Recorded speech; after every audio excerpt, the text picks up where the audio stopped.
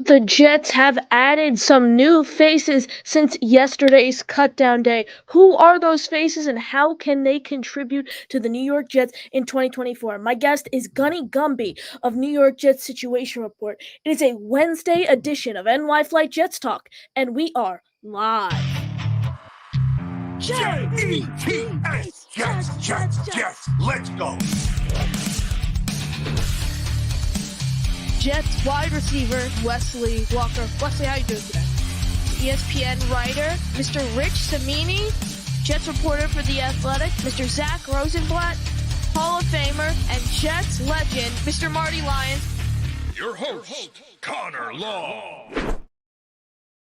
Welcome in everyone. We are here for a Wednesday edition of NY Flight Jets Talk. The Jets have released their 17-man practice squad, and they've added some new faces. They released wide receiver Jason Brownlee. They added rookie tight end Brendan Bates and safety Lewis Seen. My guest is Gunny Gumby of New York Jets Situation Report. He will be joining us shortly. I'm glad to have everyone in here. Make sure you smash that like button and you are subscribed.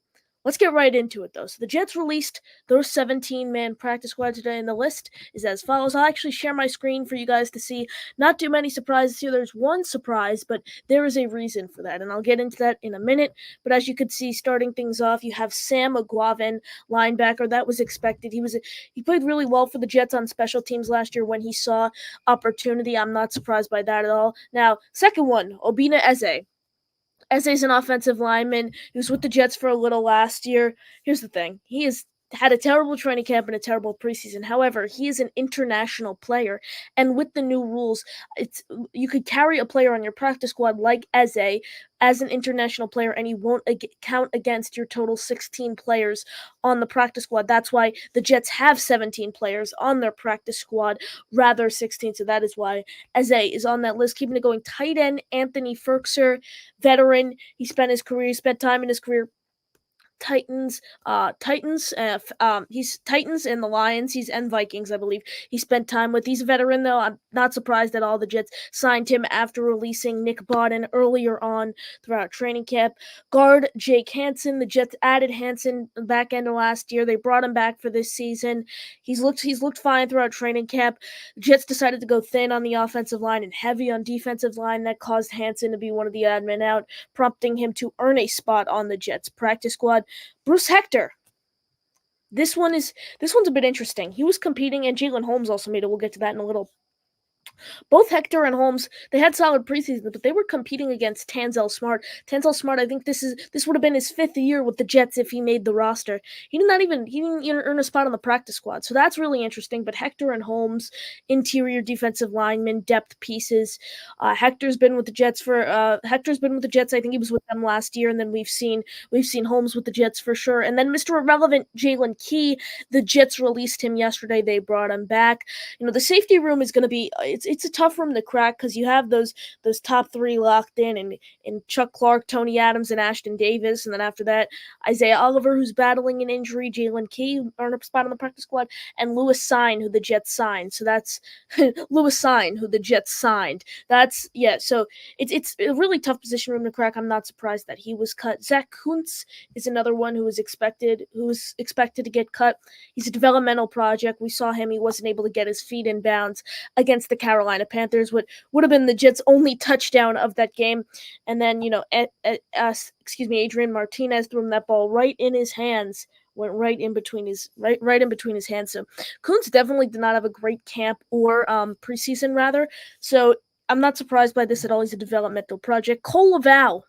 He was an interesting one. He was another bubble player who's floating around. Is he going to make the roster? Is he not? They brought him back on the practice squad. UFL standout, all UFL team last year, and the biggest thing is he's most comfortable playing the interior, so both guard positions and center, but he has experience playing all 5 spots on the offensive line. So as we've seen with this Jets team, injuries can really deplete an offensive line, so it's always great to have a depth piece like Laval, even if it's just on the practice squad. I'm going to go on quarterback Adrian Martinez.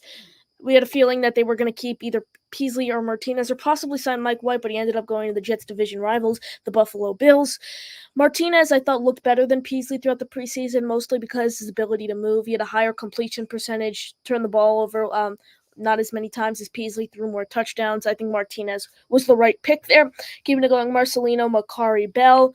We saw Ball, excuse me. We saw Ball play towards the end of last season. I'm not too surprised, but I'm not. I didn't like. I wasn't like, okay, he's a lock for the practice squad, but I wasn't like, I'm not gonna be too surprised if he doesn't, if he makes the practice squad. So that's another one, a depth piece. I'd say he's probably after Guavin. He's, personally, I would have went with Jackson Sermon rather Makari Ball. Just looking now, I didn't even think about it. I had Sermon. I thought Sermon was gonna earn a spot on the practice squad. It's a little surprising to me that they went with Ball over Sermon. Sermon, rookie out of Cali, was an undrafted free agent. Keeping it going, Lance McCutcheon here, wide receiver. Another one, fans kind of raised their eyebrows a bit at this one. Aaron Rodgers called him out during his media availability. McCutcheon has spent time with the Rams. It's not too surprising, just given the fact that Rodgers called him out during his availability. But again, another depth wide receiver. Jason Brownlee actually got cut earlier today, so it's interesting to see maybe the Jets, once he clears waivers, if he doesn't get picked up, the Jets bring him back and then cut McCutcheon. That's another name to watch. Jarius Monroe, another guy who looked great during preseason. Just again, there's so many players in that safety room. Odds were stacked against him right as he came in. So practice squad not too surprised. Kendall Sheffield, cornerback, looked good throughout the preseason. Just the Jets have, you have the trio, obviously Sauce, DJ, MC2. Zach Rosenblatt of The Athletic said it's, quote, unclear if he'll play in week 1, so we'll definitely get into that later on. And then you have JBC, Stiggers, and Eccles. So it's a really tough room to crack. Interesting that they went with 2 on the practice squad. Trey Swilling was the other. Sheffield, though, I think he earned a spot from what he showed throughout the preseason. Brandon Smith, he looked great. I think he caught 5 out of his 6 targets. He had a very high contested catch rate. Another UFL player. He looks to do big things. Hopefully, get called up for a game or two, earn his, work his way up to the active roster. I'm a big fan of Brandon Smith, and I'm happy they gave him a spot on the practice squad. Trey Swilling, he forced a fumble on the opening kickoff against the Giants. He's looked solid. I'm not surprised at all. Another UFL guy. I believe I put him ahead of Sheffield probably just based on what we've seen. He was one of the highest graded cornerbacks throughout the preseason for the Jets. And then the final player, Xavier Valade. The Jets rolled with 4 running backs on their active roster. Again, that was something that was a bit interesting. They went with Izzy.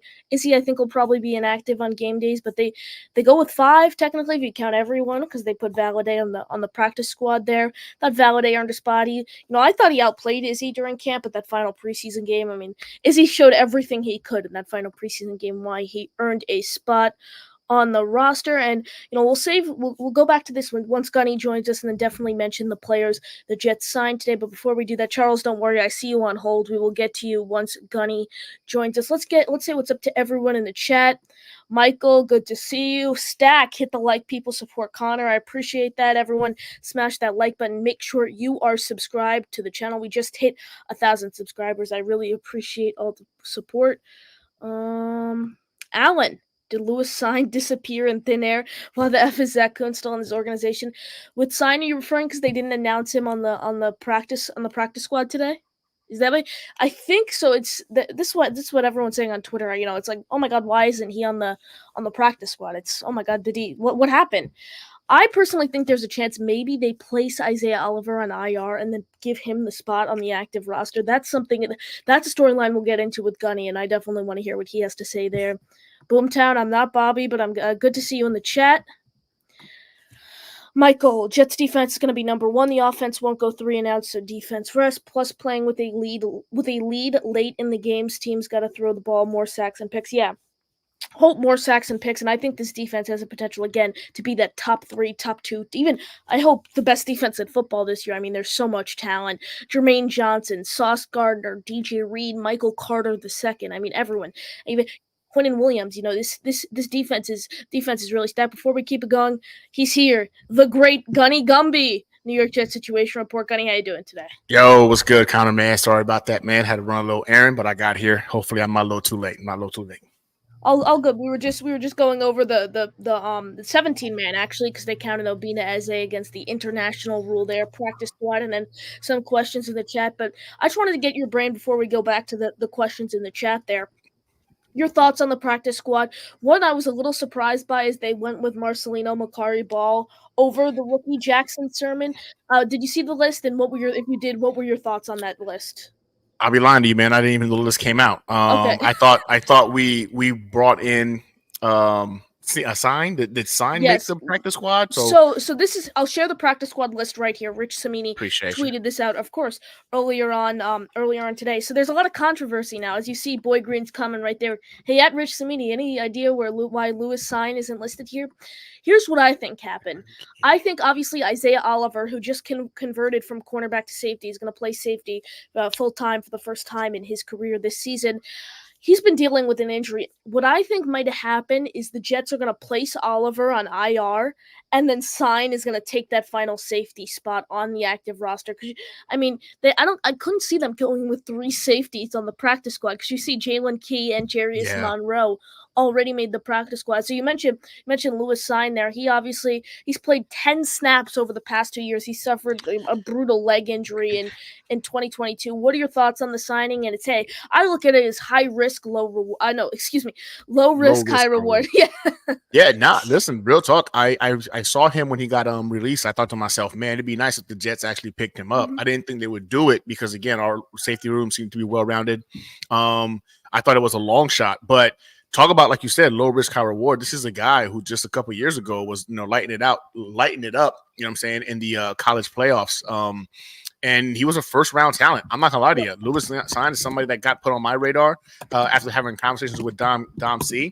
And then I started focusing more on the individual kid. I mean, again, he's also a Haitian, so I definitely like that. We both come from the same country and whatnot. So he's a fan. I'm a fan. I'm a fan. Unfortunately, at the NFL level, those injuries have kind of hindered him quite a bit. Whether or not, he can tap into that talent that made him a first round draft pick. I think if it's going to happen anywhere, it could happen here. I think the Jets have proven to us they have a way of somehow reawakening, the talent in a lot of individuals. I think with him being on here too, it adds yet another first round talent to this Jets defense, which is insane when you think about it and overall the pedigree of individuals we have here. But I love it. And I think you're right. I think it's going to be low risk, high reward. If this kid can stay healthy, he can play football. And I think he can go ahead and help this defense out. Yeah, the Jets add another first-round pick to their defense. Obviously, I mean, you have Sauce Gardner, Quinnen Williams, Tack McKinley, Solomon Thomas, all these guys. You just add another Yeah. first-round pick. And Gunny, we're actually getting corrected by Alan in the chat. Connor, Lewis Seen is seen, not signed. So Okay. I don't need Gunny. I don't need another hard name to pronounce. I mean, we saw it at the draft. I was Right? Olu Fashanu, Romo Yeah. Dunze. So it's like I don't need any more of these names, Gunny. But Okay. here, when you look at the list on the practice squad, Lance McCutcheon, I wanted to pick your brain on him.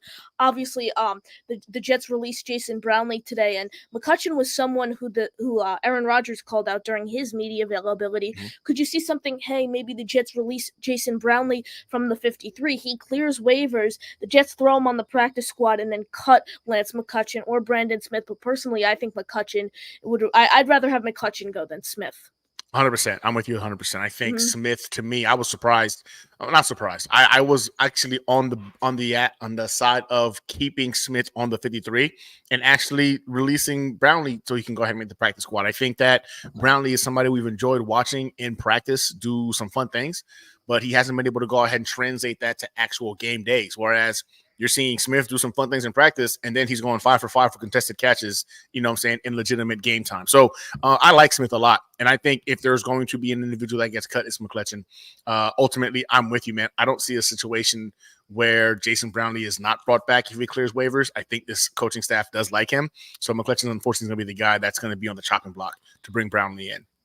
Yeah, absolutely. He has spent some time though on an NFL team. He spent some time with the Rams a couple of years ago before he got injured, and then he was put back down on the practice squad. He's never been able to get back on a 53-man roster since. But I completely agree with you. Brendan Smith is someone who caught my eye during preseason. Here's the thing: I don't think Adrian Martinez and Andrew Peasley did a good job of getting him the ball enough. You look at he caught 5 out of his 6 targets. He only got targeted 6 times. I mean, his contested catch rate. Yes, he only got targeted 6 times. It was among the highest on the team though throughout the preseason. So a player like Smith, another UFL standout. Speaking of UFL standouts, Cole Laval was one of which who made the Jets practice squad. Mhm. What are your thoughts on Laval? I really like his versatility as primarily he plays the interior of the line, center, and both guard positions, but he also has experience playing both tackle positions.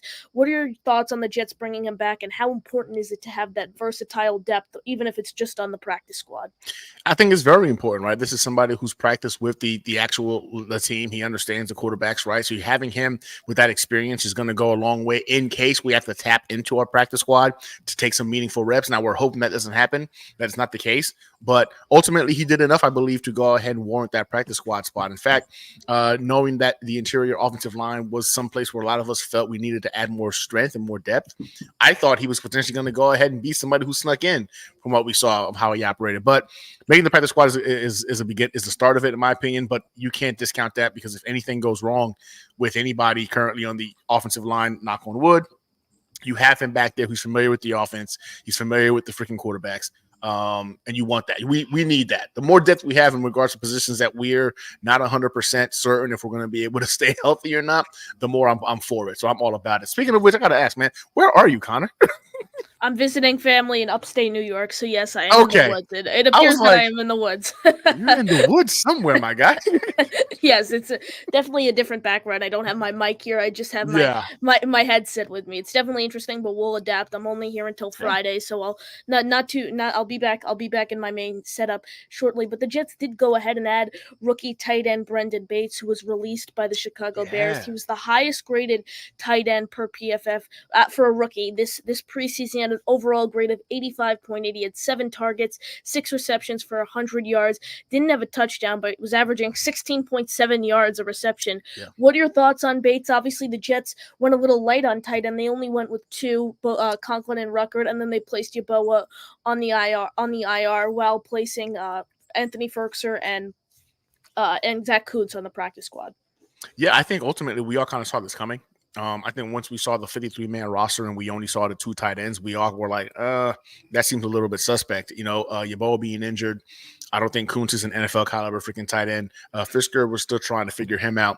But I've enjoyed what I've seen from this kid in the preseason. And I watched a couple of Chicago Bears games predominantly to go ahead and see if Caleb Williams is going to be him or not. And you get a chance to see this kid operate. And yeah, clean route runner. You know what I'm saying? He's got some good burst. He's not afraid to block either. I'm not sure why the Bears let him go. I don't know if there's something that we're not. I mean, we're not, of course, in the building with them. I am going to watch Hard Knocks and see if they explain why they let him go. I bet this is a kid they were hoping they could sneak onto the practice squad. But the Jets, I think, got a good one. A kid who has a high ceiling. Again, he's young. You get him into the rotation early. Athletic. He's got some good soft hands. I don't understand the logic behind letting him go. I think they've only got 2 tight ends, if I'm not mistaken. Cole Kmet. I forget the other guy. But this is a kid who I think could have been easily their tight end 3, but maybe they're working more so with more wide receivers. And I don't know. I'm going to look on Hard Knocks and figure out why they let him go. But I think it's a good pickup. It complements our tight end room. He's a young guy, can sit behind and learn behind freaking a guy like Tyler Conklin. Maybe, you know what I'm saying, light a fire under the butt of Ruckert, you know what I'm saying, to see that some more competition in the building with him. I think this is the year, man, we need to see something from Ruckert, right? I think we all love him, and I'm starting to feel more so that the love is based off of the fact that, you know what I'm saying, he's a Jets fan and he's a homegrown talent, literally homegrown talent, right, coming out of Long Island. So I think that honeymoon phase is over now. So Ruckert needs to go ahead and start showing us something. And I think this kid, again, it's preseason, and I get that, but he's looked really good in preseason. If you can carry that over into the regular season, maybe another gem that the Jets were able to go ahead and find pretty much here late into the off season. Absolutely. Moving over to trench play, the Jets decided to go, heavy on the defensive linemen, 11 defensive linemen, not even putting Hassan Reddick on that list as he is yet to report to Florham Park. And then they obviously go with 9 offensive linemen. What are your thoughts on that? Would you rather have gone 10 and 10? And then what are your thoughts on Eric Watts making the roster, as that kind of came out of left field? Yeah, I'm not gonna lie to you. Loved Eric Watts. Really did. Yeah. But when I did my prediction for the 53-man, I just didn't see them keeping all those undrafted free agent guys. I wanted McGregor. I wanted freaking Leonard Taylor. And I definitely wanted for us to keep McKinley, you know what I'm saying, as he's making a comeback into the league to go ahead and try to prove himself, right? So I didn't think they were going to do it, man. And I like Watts. I liked him a lot. So seeing that they all made it, I looked at it in the sense that, like, we've seen this Jets defense. Let me phrase that. We've seen this Jets coaching staff do some incredible things with some undrafted, no-name guys, right? Guys who weren't given a lot of love or respect, or they kind of fell off, and then we were able to pick them up. They've seen something in some talented individuals. They've gone off to go get paid. And they found 3 guys, potentially, in my opinion, because the way freaking McKinley was balling out in the freaking preseason, the way Taylor was balling out in the preseason, the way freaking Watt, listen, I think this defensive line is deep. It's extremely deep. And I've been on board as telling individuals, I don't think we need freaking Hassan Reddick. Does he make us better? Yes. I'm not in the boat of like, oh my God, woe is me. Without him, we're going to be abysmal. I believe we're a top 3 defense in the NFL. Without him, we're in the conversation for top 1 with him. That's the margin of difference I think he brings to the table. The biggest gains the New York Jets are going to get in terms of defensive performance this season is not from any one player, but from an entire offense complementing them on their ability to go ahead and play defense. Having an offense that can actually go ahead and keep them off the field so they can rest, an offense that can actually score points so they can go ahead and get a couple of leads, that's going to be more impactful on what this defense can do than the addition of Hassan Reddick. So ultimately, I think those individuals that they added, again, McKinley, another first-round talent, Taylor should have been a second, third round guy, right? But as he stated, he was misutilized when he was in Miami. So they use him as a nose tackle. Yeah, right. And now he's like, I'm actually where I'm supposed to be. So I think big things are in store, and I think those guys are going to surprise a lot of people this season. I see sacks galore across that defensive line. And yeah, man, I've never felt more confident. And I'm not saying that I've never felt more confident about the capabilities of our roster as I do now. Now, I've always felt hopeful. I've always been hopeful as a Jets fan, right? I'm like, man, you know what? I'm a Jets fan. I'm going to go ahead and aim on the side of optimism. But in terms of seeing the plethora of talent we have on the defensive side of football, complemented by this offense, complemented by this special teams, I've never felt more confident in what this team can achieve. And the only competitor I see in front of us right now, man, is injury. That's the only thing I worry about. The only thing I'm concerned about. If this team is healthy, I don't see another team in the NFL that really worries me, man. I don't. I can't see it.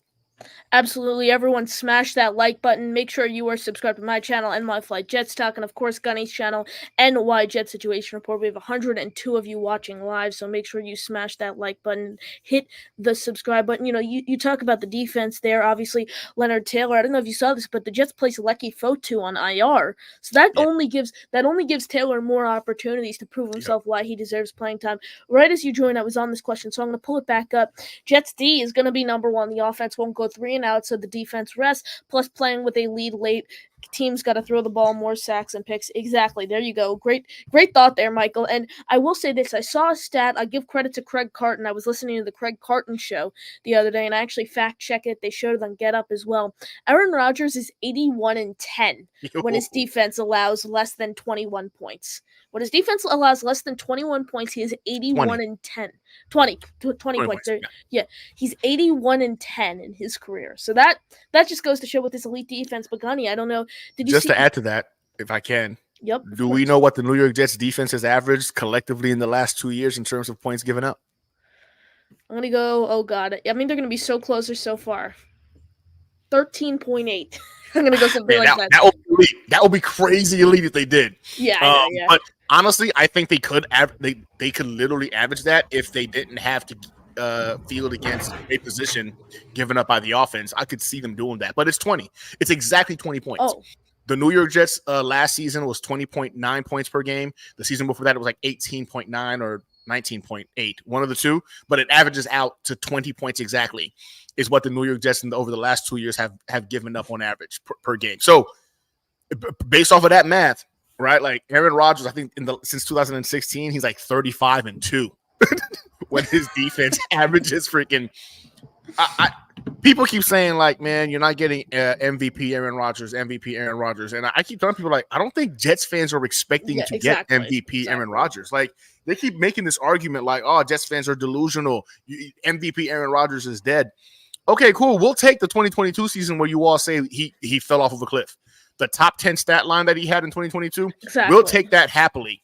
And I think that alone, coupled with this defense and this running game and this special teams, is going to still be enough for us to win the AFC East and compete to be the number one seed in the AFC. People are just discrediting how good this roster is. Yes, Aaron Rodgers is going to dictate how far we go, but this team still won 7 games last season and took 5 more games to a 1-possession game with a plethora of bums at quarterback, with no offensive line to be spoken of, and yet still 7 wins, and several of those wins against playoff teams. And you're talking about 5 games to 1 possession. I've never felt more confident, Connor, in regards to what this team can achieve. This talent it's a thing to behold, man. It's a beautiful time to be a Jets fan. Hopefully, we finally pay you back for making that decision so long ago of sticking it out, because you deserve it. You had an opportunity to go ahead and eject, and you stuck in a cockpit. And I think this season you're going to go ahead and see it pay off, man. Absolutely. I hope I get to see a Jets playoff game for the first time. Not only that, but hopefully a Super Bowl run for this very talented New York Jets roster. But I was going to say to you, Gunny, about the Jets defense. One of the best, I think the best nickel corner in football. PFF ranked him the 9th best overall cornerback in all of football. Michael Carter II. He's been dealing with an ankle injury since the back end of July. He suffered an ankle injury during red zone drills at training camp practice. Zach Rosenblatt of The Athletic put out his his reaction to the initial 53-man roster yesterday, and he mentioned saying it's, quote, unclear if MC2 will be able to play week 1 for the Jets. Obviously, the Niners have some issues there as well. Trent Williams, will he play? Will he not? Brandon Ayuk, will he play? Will he not? How important do you think it is, even if Ayuk and Williams aren't there, this 49ers matchup, even without those 2 players, they're still a very talented team. How important do you think it is that the Jets have Michael Carter II locking down the slot? Well, first, I want to say that I want everybody out. I want all of our ones out there. I want this game to be a statement game. I think going up against the 49ers, I don't care if they're hobbled. I don't care if they're healthy. It's going to be a statement game. And I would like to have all of our guys out there to go ahead and get that energy boost, that positive vibes boost from beating these guys. I think Michael Carter might be out there, if I'm being honest. I feel like the Jets have been very, very reserved in regards to their players and making sure. Even Mike Williams kind of came out and said he got the all clear almost a month ago. Almost a month ago, he was given the all clear in regards to get back out there. And we've still been cautious and kind of like easing him back into it. I think the same thought process is with a guy like Michael Carter. You don't want to risk, again, I think the number 1 slot cornerback in football, as they stated, the top 10 cornerback in football. I think you don't want to risk that, but I think he's going to play week 1, man. I don't see a situation where he misses the game, but let's say he misses the game. Let's not forget this New York Jets freaking secondary. All of them were out against the Philadelphia Eagles. Another stacked roster with some stacked quarterbacks. Stacked wide receivers, and they held their own against those guys as well.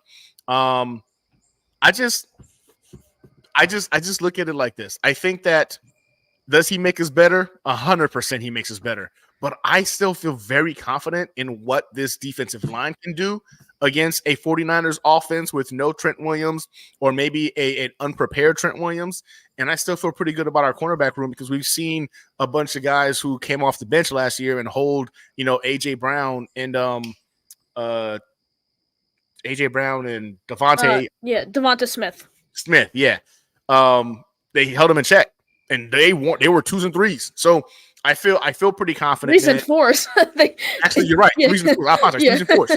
So I feel pretty confident in regards to what our defense is going to be able to do.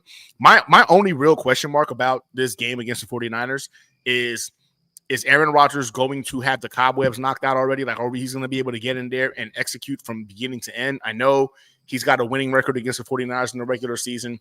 I know he has a ridiculous freaking primetime record, but he still hasn't played in almost a year and a half now. I'm sorry, no, almost 2 years now. And he hasn't had live bullets flying at him, during the preseason. So I have questions and concerns about the offense picking it up, because they do have a very good defense as well. The 49ers defense is no joke. They're like the equivalent, in my opinion, of the Jets, but of the NFC. So I look at that because they've got a defensive line. They got some cornerbacks as well. So I'm more focused on what the offense is going to be able to do to put points up on the board. Absolutely. And obviously it'd be great to have MC2 there, and I hope he plays, but Keep in mind, Brendan Eccles, from what he's shown when he's been able to get snaps, he's a very, very serviceable backup in Very, this very good. league. So Yeah. I feel comfortable. Like I obviously I want MC2 out there, but if he's not, it's not like, oh my god, this is massive. You still have Brendan Eccles, who I think Yep. could step in and play a massive role. But I want to skip to this comment before we keep going. Alan says, pick 101 Rucker, pick 129 Jake Ferguson, pick 139 Isaiah Likely. Huge miss by JD there. Gunny, I'm gonna go first here. You know what I have to say? Jake Ferguson, Isaiah Likely, don't get me wrong, they're very talented tight ends.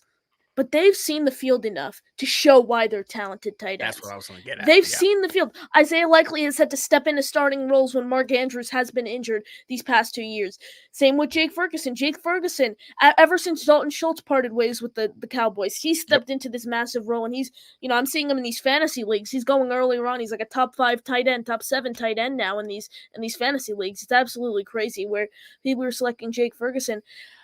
It's way too early to draw any conclusions on Ruckert because the Jets haven't given him any really playing time to show why he is a starting caliber tight end. Gunny, what do you got there? Yeah, no, 100%, man. You're right. You hit it right on the money. I think tight end is, people don't realize, I think it's a more complicated position to learn at the NFL level than people give it credit for, right? You're talking about a guy who's not only going to have to learn the route tree to play wide receiver, he's also going to be expected to be a inline blocker, be able to pick up on blitzes. Like, there's a lot that goes into being a tight end at the NFL level. Ruckert has not gotten the opportunity to do that. You're talking about multiple freaking offensive coordinators since he's come into the league. You're talking about God knows how many plethora of quarterbacks he's had to deal with, and the majority of them were bums. He's over here trying to block on an offensive line where they were all injured. There are so many what ifs about Ruckert's situation. I'm not saying that he's better than Jake or better than Isaiah Likely, but I'm with Connor on this one. We really don't know. We have no idea what the kid is because he really hasn't had a chance to play tight end yet in the NFL. But this season, I think is going to be the best shot for us really realizing what we have in terms of what Ruckert is. I think of those 3 guys, Ruckert is, I think, more well-rounded. Jake Ferguson's not really some guy you want to go ahead and really put out there for blocking. He's more of a receiving tight end. Isaiah Likely, I think, is an athletic freak as well, but he's also a winning blocker because that's how they do it in Baltimore. Everybody that lines up on that line can block, whether you're a wide receiver, tight end, offensive line. But I think Ruckert is well-balanced in that aspect. So I'm excited to see Ruckert. I really am.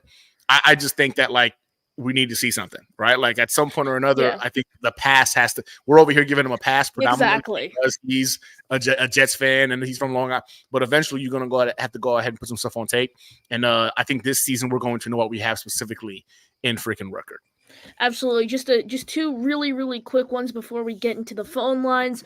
Michael, bring back Mr. Irrelevant. Key to practice squad. He's going to be good. The Jets signed Key to their practice squad, and Adrian Martinez did end up signing with the Jets practice squad. But let's get to your calls. First up on the line, and I don't know why I can't get to my screen. Here we go. We have Charles Gorman joining the show. What's up, Charles?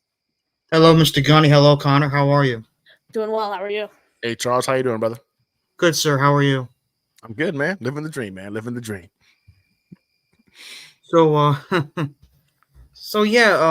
I just saw the list that Connor showed us. Very impressive.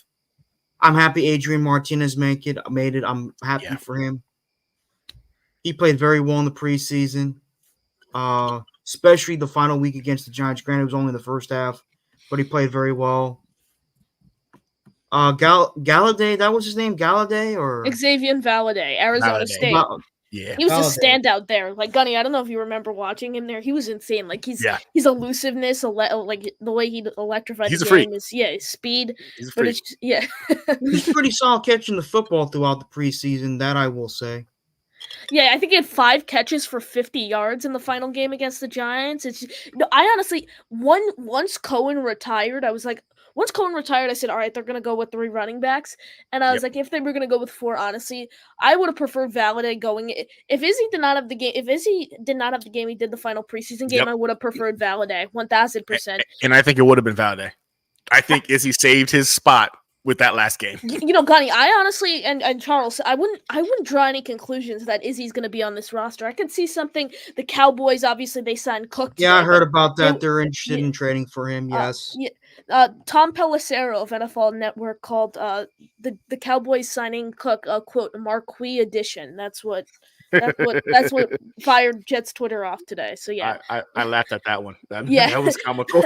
But I mean, what Izzy showed in that final preseason game, I mean, he's 23 years old with lightning speed, which he showcased at Pitt University. I think the Jets could honestly get maybe a late round pick. They drafted him in the 6th round. If we could flip Izzy for a 6th round pick right now, maybe add someone else, I would honestly do that. What about you guys, Charles and Gunny? You go first, Gunny. I'm thinking. Yeah, now listen, I did not expect Izzy to make this roster. I really didn't. I think, seeing how they went with a more physical, more well-balanced running back room, right? Everybody in that room now, when you talk about Braylon Allen, Breece Hall, Isaiah Davis, they can catch the ball, they can block, they can go ahead and be explosive, and they can run through people.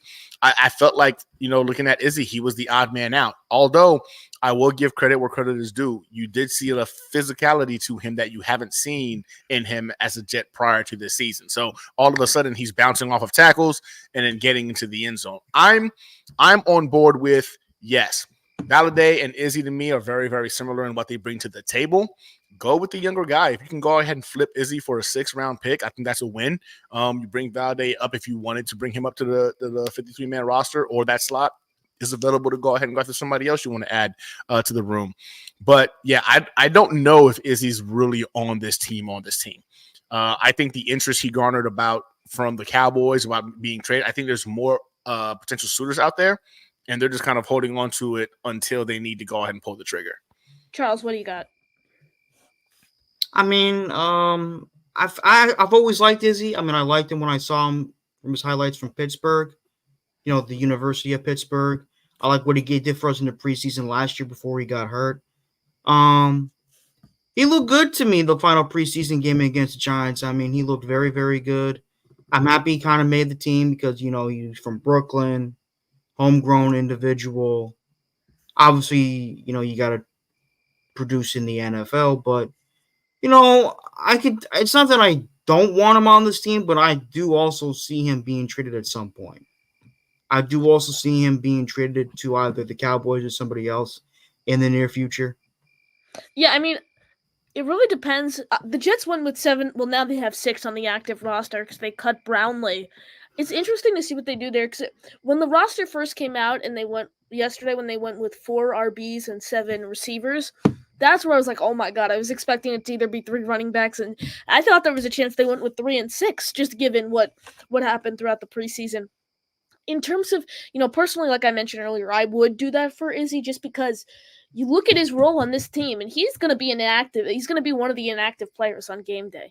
I mean, it's just going to I look at Breece Hall, Braylon Allen. I think that's going to be thunder and lightning. That power back scheme with Breece Hall, his elusiveness, the way his speed, the way he could change the field, and then Braylon Allen, obviously his power, the way he fits that power scheme, similar to Isaiah Davis. And I know Braylon Allen's been the talk of the town out of this rookie class, but Isaiah Davis, I think if he gets snaps, I think he's going to have a very, very solid year. I think he's a great 3rd guy alongside both Allen and Hall. He's definitely a name that I would watch, but I'd rather get a 6th round pick, kind of, even out on that same value that we drafted Izzy, the same draft position.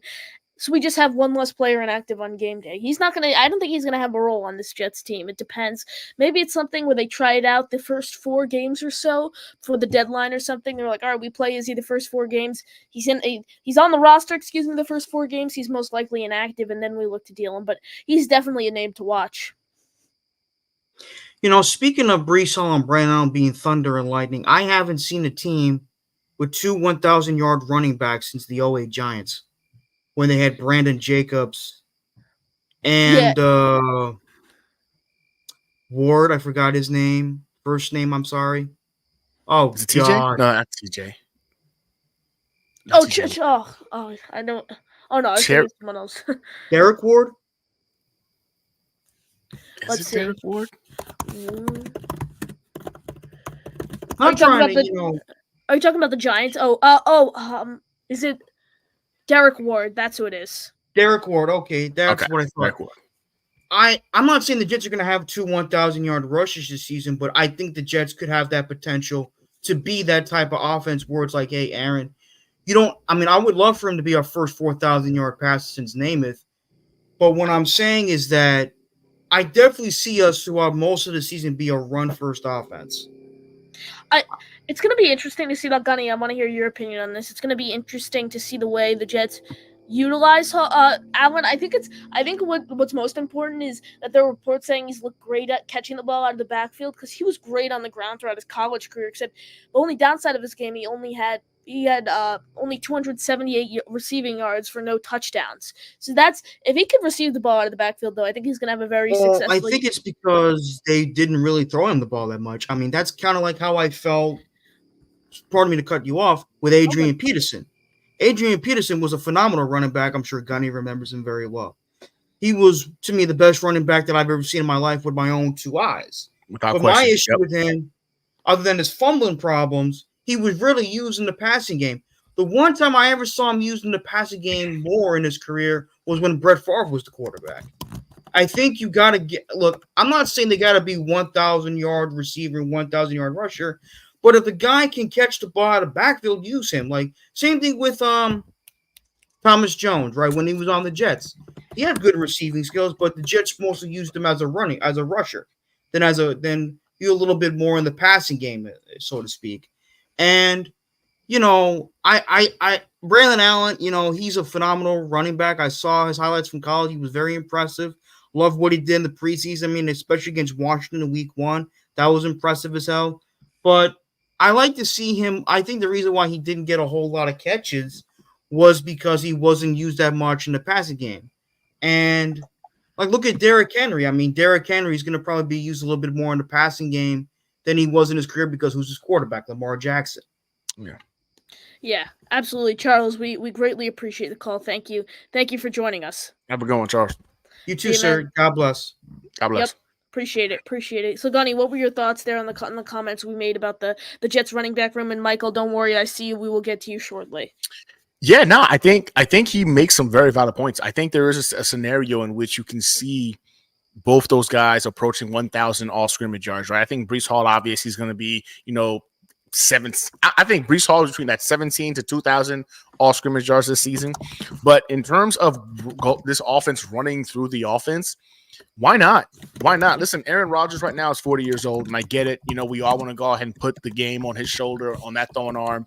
But if you're going to have the fear of Aaron Rodgers beating you over the top or with his arm, take advantage of some of those freaking matchups. You're going to have a great offensive line. You've seen this offensive line open up some holes that you and I, Connor, could run between and get 10 to 15 yards. It's been ridiculous in the preseason. Yeah. So why not utilize this running game to go ahead and keep offenses guessing? And on those games where they're stacking the boxes, congratulations, Rodgers. Now you got Mike Williams and you got Garrett Wilson, Tyler Conklin. Have fun. It makes sense to utilize this running game to set up the passing game. And if we're being honest, come November, December, January timeframe, that running game is going to be what sets us apart from a lot of teams, right? And we've seen the high-flying passing attack of the Miami Dolphins just come to a standstill come November, December, those cold months. So for me, if the running game becomes the identity of the New York Jets with that elite defense, the passing game is going to be able to do whatever you wanted to do whenever you needed to do it, because defenses are going to prep for that run game. That's why I think play action is going to be with both those running backs, that package. Yes. And then the way Aaron Rodgers has been able to use is that play action, and obviously get the tight ends involved, that play action power scheme. You have the two tight ends to the right, both Ruckert and Conklin. You have Ruckert going deep, and then Kerr. Oh my God, I think it's gonna. I don't think Rodgers has ever had this much talent around him in his career. And, we saw what he did in 2022, and you mentioned it. There was still top 10 numbers there. And top 10 numbers. Christian Watson, I don't think he was even with his wide receivers. I don't even know if some of the wide receivers he played with. Dobbs, I think were the two. Romeo Dobbs, who looked like Jerry Rice in the preseason. People always forget that the Packers in that season that he had his worst numbers. He led the league by most accurately placed dropped passes by a large margin. And he also had a broken thumb on his throwing hand while doing it too. So people seem to want to discredit that, and I don't understand it. I'm like, it is what it is. Ultimately, I think those of us who aren't haters, who are actually just watching this team to watch this team, know that Aaron Rodgers is a bad man. That's a dangerous man. And top 10 numbers while still leading the league in the most accurately dropped passes by the way, it was the most dropped passes. Then the second tier was, there wasn't drop passes because he threw in their direction and it was a bad. No, it was the most drop passes, and then they reevaluated. It was also the most accurately thrown drop passes. So those guys were just not good. They weren't good. They looked better last year 2 into the system. Good for them. But they weren't really good year 1. That's what Aaron Rodgers had to work with. Them, Randall Cobb, and of course Alan Lazard. It was Watson, Dobbs, Cobb, and Alan Lazard. That was Aaron Rodgers' freaking wide receiving core after coming from Devontae Adams as his one. Yeah. He had that to work with. So again, I love the fact that people are hoping and praying that, oh, he's old, he's washed, that 22 season told his story. But it would not shock me in the least bit if you're seeing Aaron Rodgers with MVP votes by the end of the season. But in the same token, top 10 Aaron Rodgers, for the top 10 stat lines for Aaron Rodgers is more than enough for this New York Jets team to still dominate the AFC East. Absolutely. Like I said, everyone smash that like button. Make sure you are subscribed to my channel, NY Flight Jets Talk. And then, of course, Gunny's channel, New York Jets Situation Report. Find him on YouTube, Twitter, Instagram, TikTok, a whole slew of things. Next caller on the line, we got Michael joining the show. Michael, how you doing today? What's going on, man? Hey, Nothing what's much. up, Michael? How you doing? Pretty good. I'd like to start out. I think the Jets defense is going to be number 1 this year. I mean, we're not going to go 3 and out this year. The offense, 3 and out, 3 and out, 3 and out. Aaron Rodgers, I think he and Brees Hall are going to compete for MVP of the year. I think Garrett Wilson will have 1,400 yards. I think he'll have like 14 touchdowns. I mean, I can't wait. I mean, I really can't wait. Yeah, it's gonna be interesting how the Jets utilize Garrett Wilson. I think he has a chance to have a Brandon Marshall like the 2015 season, Michael, where he broke every single season record for receptions, receiving yards, and touchdowns. I hope Garrett Wilson. I think if Rodgers could stay healthy, Garrett has a really solid chance to do that. What about you, Gunny? No, 100%. I think Garrett Wilson is special. Again, and he's kind of proven it to us by producing 1,000-yard seasons in back-to-back years. Getting the ball thrown at him from 7 different quarterbacks. By the way, those 7 different quarterbacks, some of them aren't even in the league anymore. Some of them garbage. are maybe QB3. They're trash. Absolute trash. There Tim wasn't Boyle a got starting. signed today. Yeah, by the I forgot the who it Bills. The Bills signed Mike White. The Bills signed Mike White. I saw that. Let's see. I'll see who Tim Boyle. Oh, Dolphins. I knew it. Dolphins. That's right. So listen, they switched Jets quarterbacks. That's Mike White I'm telling you, if they thought Mike White was bad, Tim Boyle's about to show him something, man. Look, I think Garrett Wilson's a special breed, and people laugh at us when we say that he's a top 5 wide receiver in this league. Watch this season. He's going to have a legitimate quarterback. He's not going to be the only person out there. So the double teams he's been worrying about over the last couple of years, you can't do that. You do that, there's Mike Williams on the other side. You know what I'm saying? Oh, and by the way, Aaron Rodgers can make Tyler Conklin a top tight end. So he's going to have a lot more one-on-ones, and he's going to eat. Garrett Wilson this year, I'm with Mike on this one, man. I think he's going to put up record numbers for a Jets wide receiver this season. And Plus, I think that with Gibson and Corley, put them on the same field at time in the slot. I think with Mike Williams and Garrett Wilson, forget about it, man. It's gonna be crazy. Yeah, I will say this though. Given the Jets, obviously Corley stepping into this new, more developed role there. Obviously, the Jets add Mike Williams.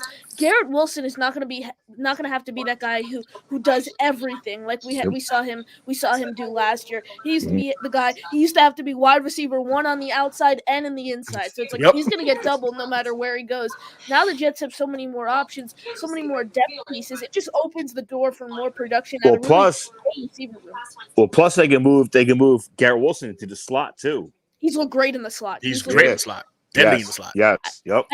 The thing is, and I love that's why I think Malachi Corley. I don't think he's gonna have a huge year, but I can't wait to see these little RPO plays where Rodgers just dumps it off to him right in that bubble zone, and then he breaks like 3 tackles. And God, it's gonna this offense. I just can't wait to see the way it blends together. You have so much depth there. Yeah. Well, Corley has to learn the receiver tree. You know, it's going to take a year, but I think the one guy on ESPN he predicted that Gibson was going to make the Pro Bowl this year. Did you see that? I did not see that. Yeah, they actually said that. Yeah, they actually said that. I mean, He's good. I like him. He's He good, reminds man. me of Like, Jericho Cotchery. I think he's That's gonna have a the career like Jericho Cotchery. Mhm. Obviously, a small guy. Jericho Cotchery led the Jets in receiving yards for 4 straight seasons. He was a 4th-round pick and never even earned a Pro Bowl. All Pro, Yep. nothing. No national attention. Flew under the radar, led the Jets in receiving yards 4 years in a row, and he was a day 3 pick. Xavier Gibson wasn't even a draft pick. He was an undrafted free agent. Yep. And then you Yep. see the Jets. I think their scouting department deserves such high praise. I mean, They we're really seeing do. we're Oh, seeing yeah. Brandon Codrington getting flipped for picks. Shamar Bartholomew just got picked up by the Panthers. Well, let me tell you this. I guarantee you that he runs a kickoff return against the Jets this year. Oh, he's so electrifying. It's Codrington.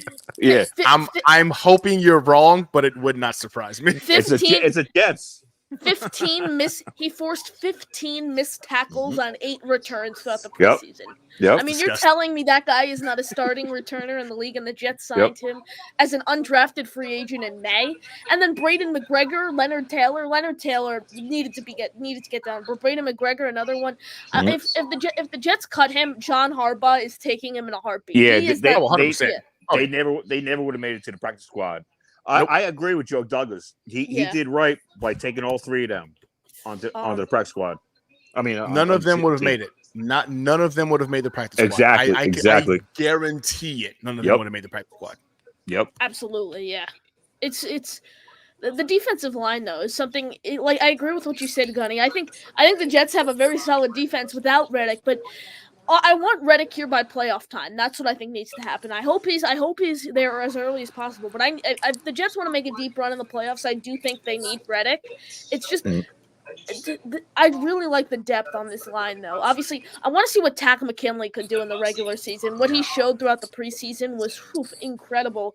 The big thing is Jermaine Johnson going to take another one of those crazy leaps to show he deserves that lucrative long extension from the Jets? That's what I think the major question is. And then is Will McDonald going to show he was worth a first-round pick?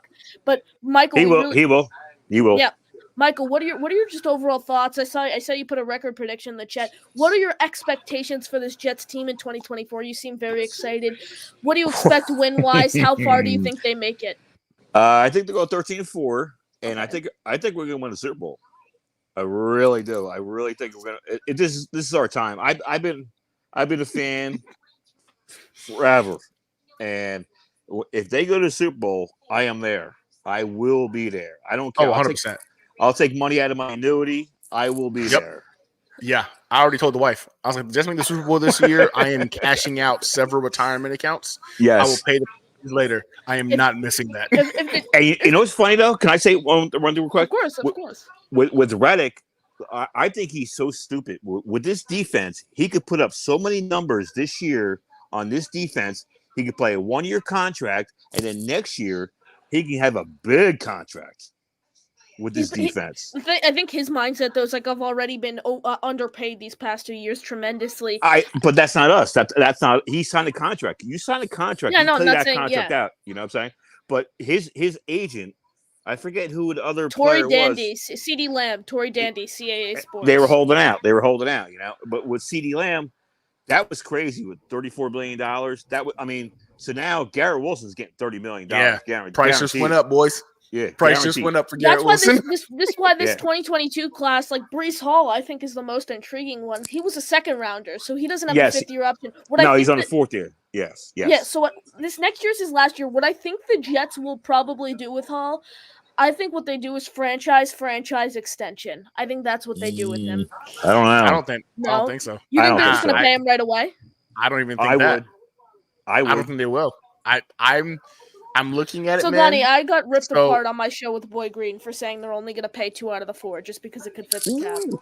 There it is. I agree with you. You can't pay them all. You. You can't. The numbers. It's just. Thank you. Yes, thank and you. Someone who agrees going with to me. Be at the top of their positions.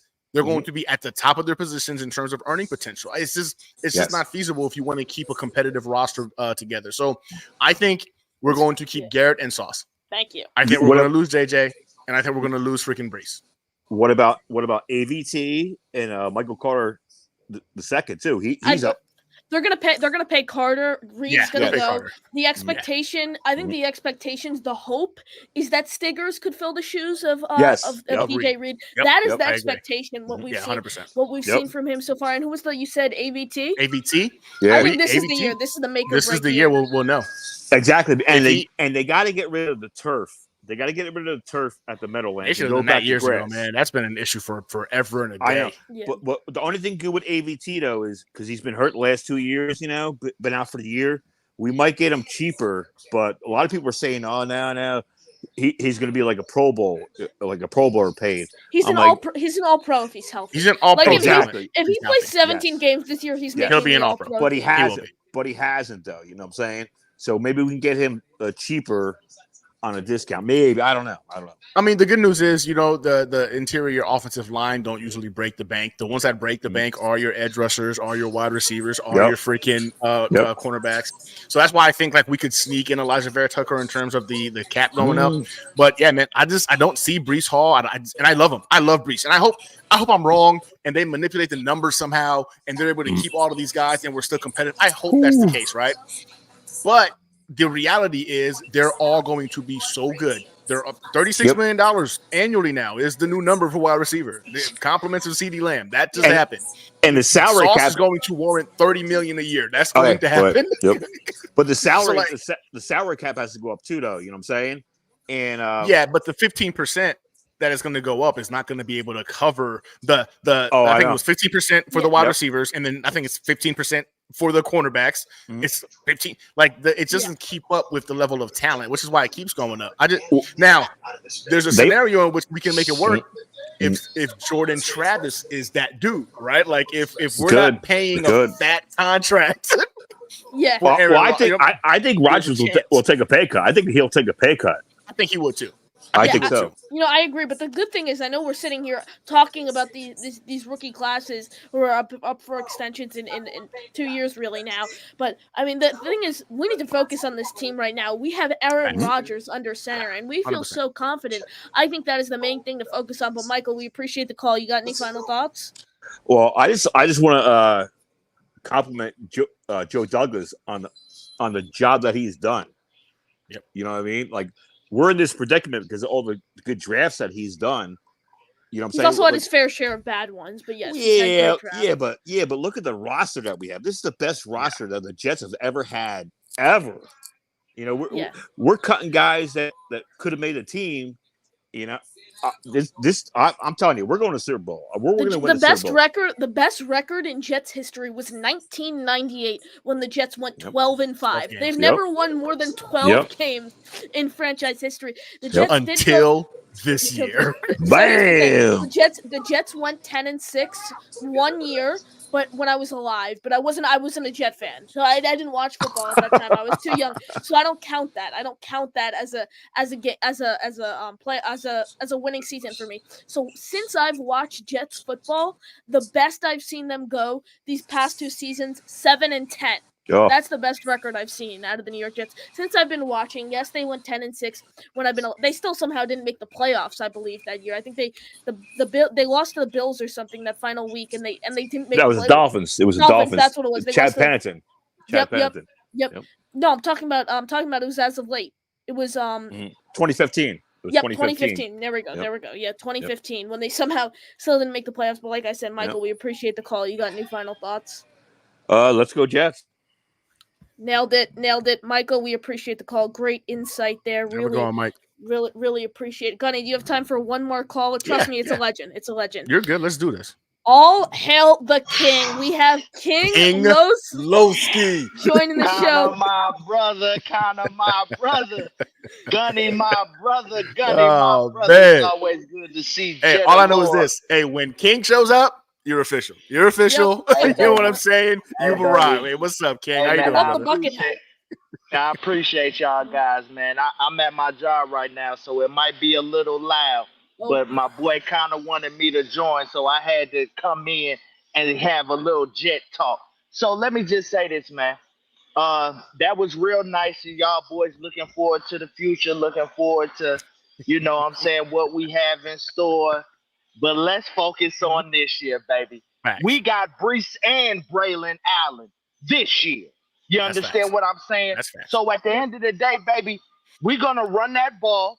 We got molars and movers on that offensive line. Maulers and Okay, movers. yes, sir. I like We that. got I people like that we got grown men who can move other grown men against their will. You understand what I'm saying? So, Yes, sir. hey, I'm not worried. And let me just say this, man. I know I said this early on Jake's show. On the AFC East roundtable Jet Roundtable. talk. Yeah. Trent Williams. If he's not on that field, baby, I'm not worried about San Francisco week 1. And I'll tell you why. Our pass rush is that relentless. It's that dominant. That 10-man rotation that we have on that defensive line is like no other. Okay? And it's gonna show and prove this year just like it did last year. All right? Y'all not beating us without Trent Williams. And C-Mac, good luck finding the hole without Trent Williams. Okay? Let's not get it twisted. Okay? We made a lot of good quarterbacks look bad last year. What do you Facts. think we're gonna do to Brock Purdy? That's We're gonna facts. make you look like a 7th rounder again, son. Okay? Let's not get it twisted. All right? This is the time to be excited as a Jet fans, okay? I tell people all the time, I've never met a bandwagon Jet fan. We've been that horrible for that long. You understand what I'm Preach. saying? This Yep, year, preach. it's like none other. Okay? We know we're realistic fans. We know when our team is dominant and built for greatness. Okay? This year is a Super Bowl contending roster. Hands down. Everybody in the division knows it, and everybody who watches football, really watches football, knows that the Jets is primed and ready for a Super Bowl contention. Okay? At the end of the day, man, I'm not worried about none of these other folks in the division, the fraud fish, the punk Patriots, the sorry Geos.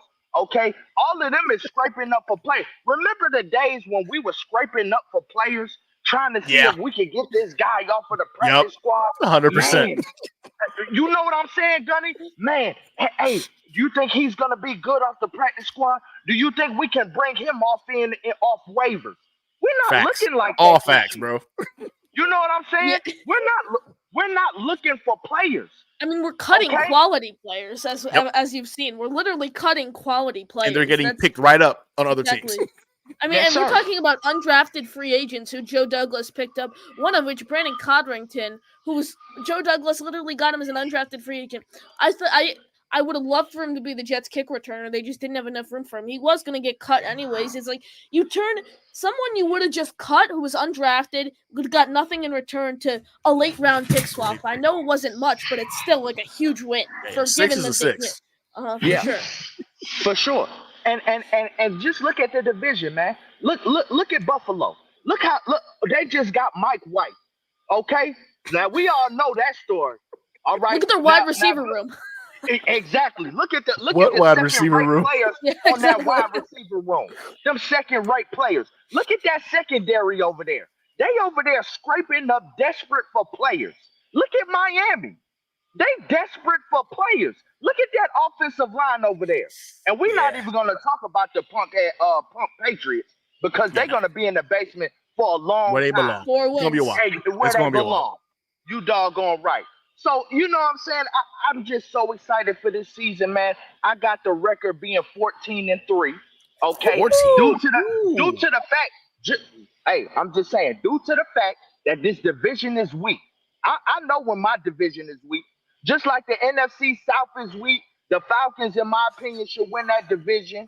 You know what I'm saying? I know I can spot a weak division when I see it.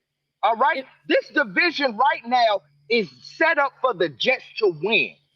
And barring injury, I don't see nothing else that's holding us back. I really don't. You know what I'm saying? So, hey, man, I'm ready for this season, man. I appreciate Connor. You know I always love you, my guy. Gunny, Appreciate it. my brother from another. Hey, man, you already know it's always good to see a brother representing the Jets because you know what I'm saying? It's always good to see that Man, we always been in the basement. We always been talked about same old Jets, same old Jets. Yep. But when I really see ride or die Jet fans that really love football and really love to talk Jets and know the real insides and outsides of this team, it's just beautiful to see, baby. I love y'all guys, baby. Man, love you too, man. Jets, Jets, Jets, Jets. Jets. There we go. King Hey. Lowski. Hey, King- once you get King Lowski on your channel, bro, once he jumps on, you legit. You're official. Connor, you are official, man. I haven't got him yet. I'm still waiting to get him. Let's pull up Alan's comment right here before we wrap up. 14-3. Could someone please take King's keys? He's not allowed to drive home. He is drunk. I mean, but in all actuality, I think for us as Jets fans, right, it's hard for us to fathom that being a reality. But when you look at this schedule, if we're being honest, the schedule is not the hardest schedule, right? I mean, I know it can change it in terms of what team shows up and what doesn't, but it isn't the hardest schedule. You've got some things lined up in our favor. We're one of the healthiest teams going into the season. I think the hardest team on our schedule this season is the 49ers, right? We're getting them week 1. They don't usually start off very well. He made some valid points. The Buffalo Bills right now are scrounging for players. The Miami Dolphins is the team that I'm actually more concerned about in the AFC East. But he's right. Their offensive line right now is in shambles. I know it is because a lot of the Dolphins fans that I talk to on a regular basis are worried about it. They're concerned. Two was talking about, hey, they were like, hey, your offensive line, how do you feel about it? He's like, oh, man, I get the ball out fast enough, so it doesn't really matter. Doesn't it, though? Because when the first read is going and you don't have time to go to your second read, it became an issue for you last season.